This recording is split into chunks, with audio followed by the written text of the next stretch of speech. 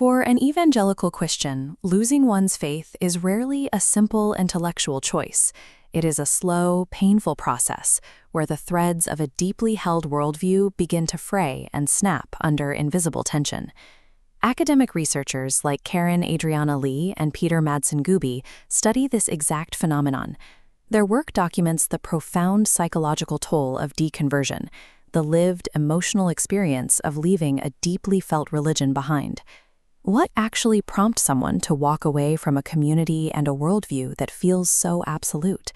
Why let go of that warm, secure certainty?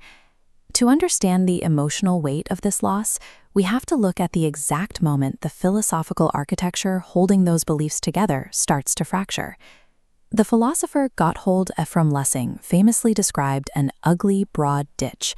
It's the massive logical gap separating unprovable ancient historical events from absolute, universal spiritual truths.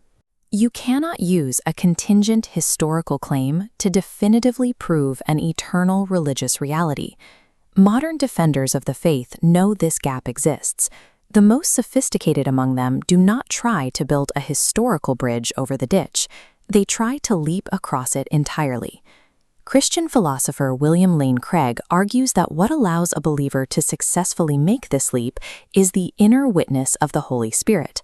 According to this argument, believers receive an undeniable internal emotional confirmation that God is real. This intense personal experience is meant to override any need for external historical proof. Former Christian minister turned atheist John Loftus issued a specific public challenge to Craig regarding the validity of this exact claim. To date, that challenge has gone entirely unanswered. If a private internal feeling is going to serve as the ultimate defense against historical skepticism, then that feeling has to undergo a rigorous epistemological stress test, a test of how we can actually know it to be true. Loftus's first analytical test asks a straightforward question: what specific propositional content, meaning actual definable information, does the Holy Spirit transmit to a believer's mind? Having a poetic sense that you are God's offspring might offer immense comfort, but it does not convey specific, actionable data about who that God actually is.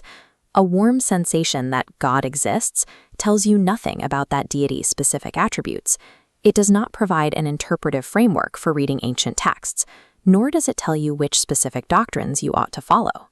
Without verifiable, precise information, this inner witness is logically indistinguishable from general spirituality or even panentheism, the belief that the divine is simply a vague force present in all things.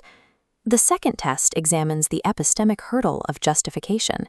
Even if you have a powerful spiritual experience, how do you prove that the experience was caused by the Holy Spirit?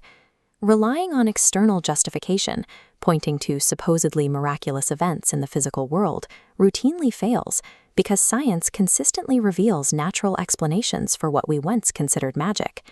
That leaves internal justification, but the human brain is highly susceptible to its own biology.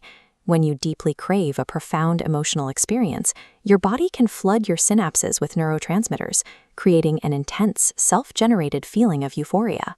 A biological response, triggered by a deep psychological desire for comfort and certainty, cannot logically serve as proof of an external, divine entity. Apologists often defend the inner witness by arguing that the Spirit communicates truth differently to each person, depending on their individual intellect and level of personal sanctification. This defense hits a fatal flaw in the real world. Instead of arriving at a unified truth, Christianity splinters into thousands of distinct denominations, many holding mutually exclusive doctrines. If a single perfect entity is dispensing absolute truth, its followers should not be routinely accusing one another of heresy over the basic requirements for salvation. When an alleged divine witness produces wildly inconsistent and contradictory knowledge across its adherents, its output is functionally indistinguishable from subjective human emotion. This is where the academic philosophy crashes back into the lived experience of the believer. The unraveling of faith almost always begins with cognitive dissonance. The psychological breaking point often arrives when a person realizes that the rush of insight they feel when reading an inspiring passage is identical to the sensation of finally seeing a fatal contradiction for what it is. This may explain why public challenges demanding the specific propositional content of the Holy Spirit, like the one John Loftus issued to William Lane Craig, remain met with silence. Subjective emotion, no matter how intensely it is felt, simply lacks the structural integrity to bridge the massive gap of Lessing's ditch. Letting go of that emotional anchor is incredibly painful, but demanding that our internal feelings pass the rigorous stress test of external verifiability is not a tragic failure of faith. It is a necessary alignment with objective reality.